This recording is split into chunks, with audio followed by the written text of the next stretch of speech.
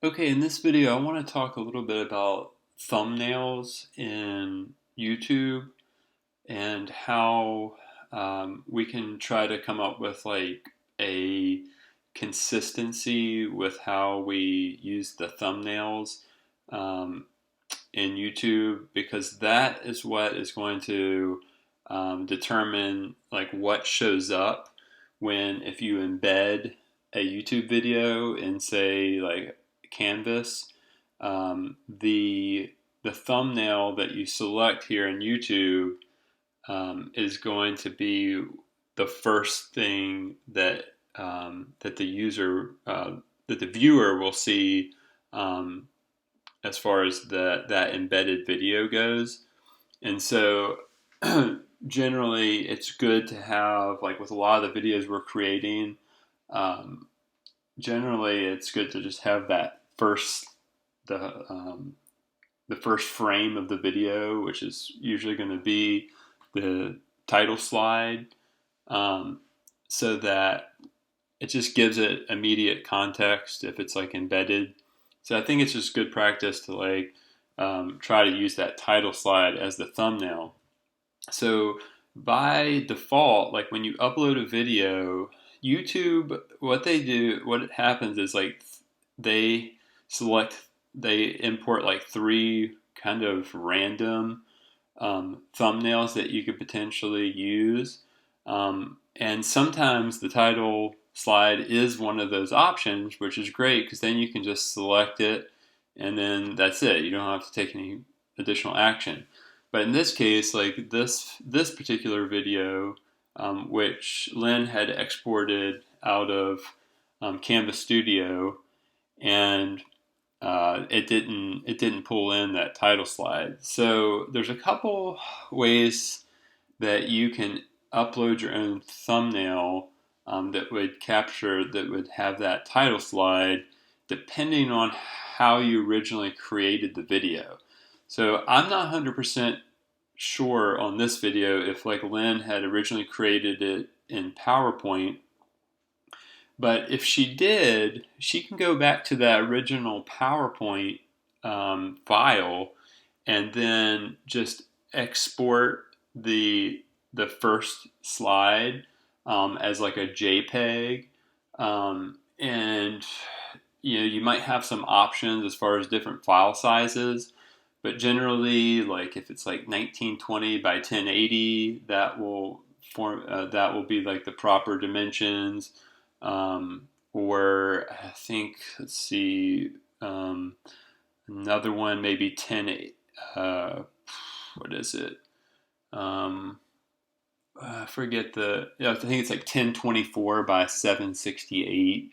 That's another dimension, but basically anything that's like this wider screen format, you should be okay. Because even if it's not perfect on the like as far as like filling the entire screen, at least we'll get it pretty close. So that's another way if you export it from the original source. Um, you know, if it was like PowerPoint, I'll show you in a minute how to do it if it's in if you got it from Canva. That's pretty easy to do. But let me show you one other trick. If like let's say this wasn't created in PowerPoint, or you don't have the original file, you have no way to export just that individual slide as like a JPEG. Another trick you can do is you can open up the file or open up the video, and then so here it is. Here's the title, first slide. One thing I'll do is make sure put it on the highest quality possible. So it's on the 720 is the highest one. So that's like the sharpest on the screen here. And then you can, I'm going to make it a little bit bigger here. I use this theater mode. And you can even try doing full screen too. Actually, that may even be the better route. And then what you can do is use your screen capturing program, whatever you have.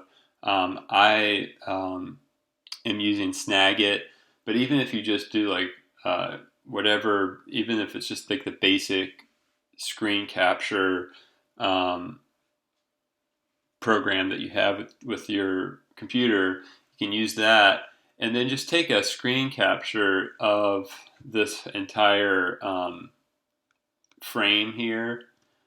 And you might not get the dimensions perfect, but as long as you get all of the content, all of the words in your capture, then you should be good. So then from there, your file will be saved wherever it saves it by default. And then, so I'm going to exit out of this full screen.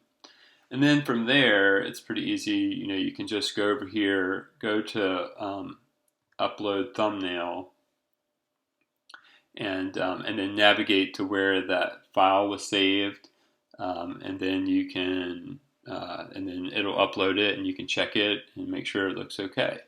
It's okay, like if it has like a little bit of a black border or something, that's fine. Just make sure that generally it looks better. So I actually don't have I can't upload the one for this video at the moment because I haven't done a screen capture of it yet. But that's generally the process. Now, one other thing I'll mention, since we have a lot using Canva, let me pull one up that is in Canva. Let's see here.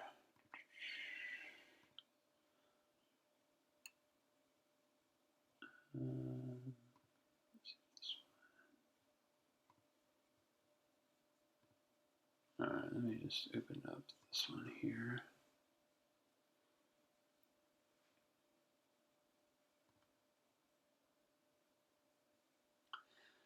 So in Canva, if you imported a video into YouTube from Canva and it didn't, one of the three choices wasn't the title slide one, it's pretty easy. You can go up here and do download, and then instead of doing MP4, do JPEG, and then you can leave the size as it should be, the proper size. You can just leave the quality probably as the default, and then just select the page, just select the first page there, and then click done, and it'll just export that one page as a JPEG, and then from there you can go and then just upload it into YouTube.